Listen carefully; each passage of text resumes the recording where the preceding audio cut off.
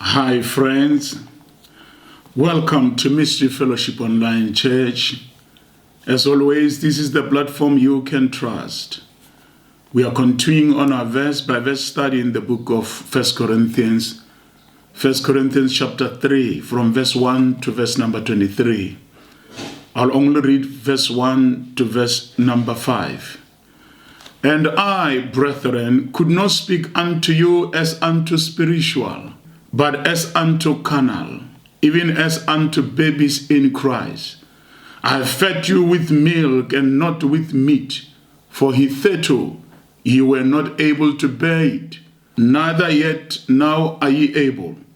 For ye are yet carnal. For whereas there is among you envying, and strife, and divisions, are ye not carnal, and walk as men? For while one said, I am of Paul, and another, I am of Apollos, and yet are ye not carnal? Who then is Paul? Who is Apollos? But ministers by whom ye believed, even as the Lord gave to every man.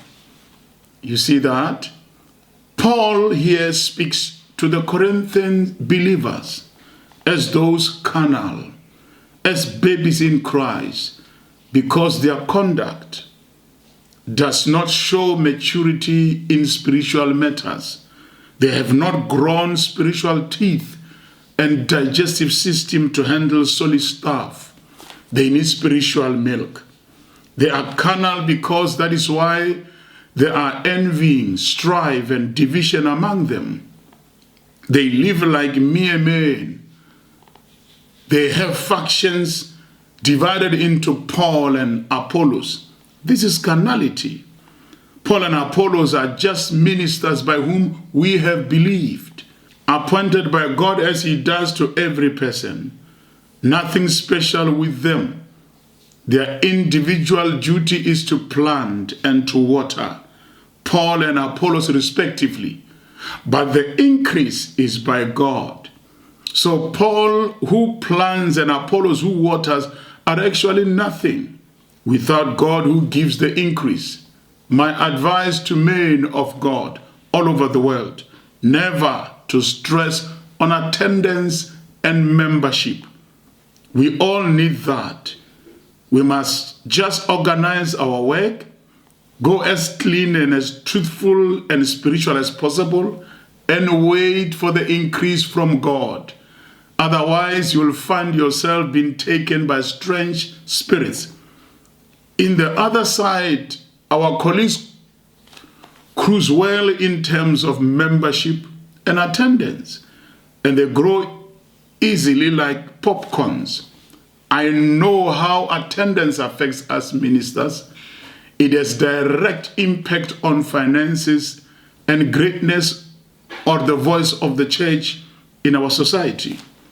Let's look at verse 8 to verse number 15. Men of God must work together, just like an ear and eye. They have different specialized duties, but work towards a common goal. Paul plants and Apollos waters. All are one. No two churches or ministries are the same. We must work together towards the common good.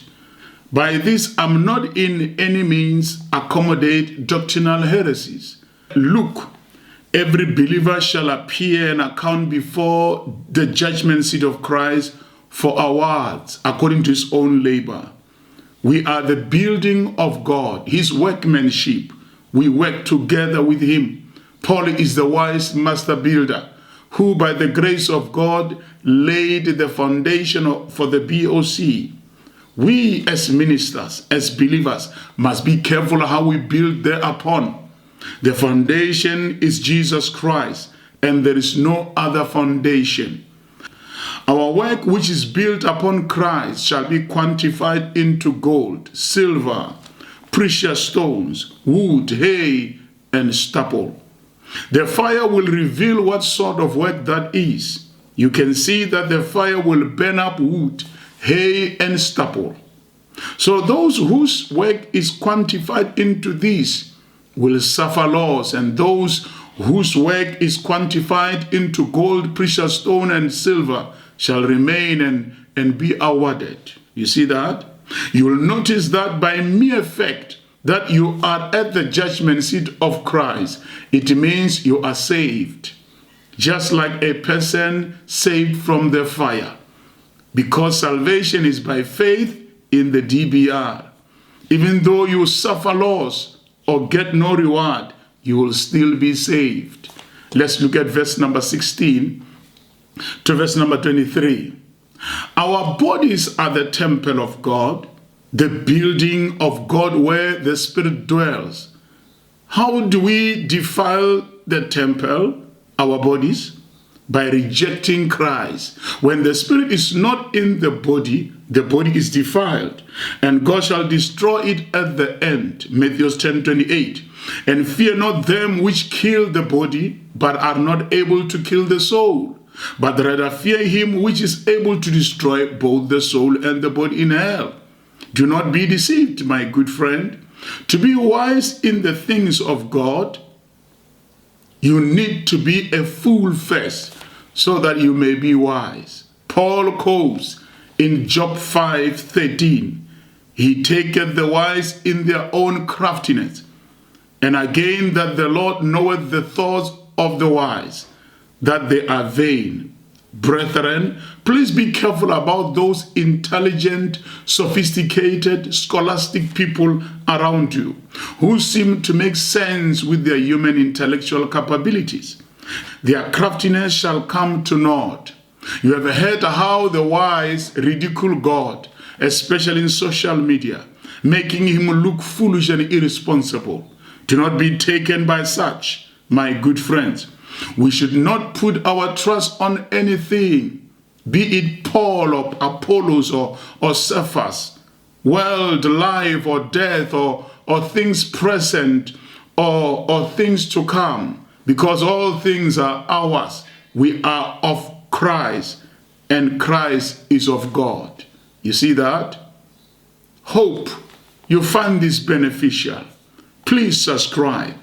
Follow us for more. Lots of love. Shalom.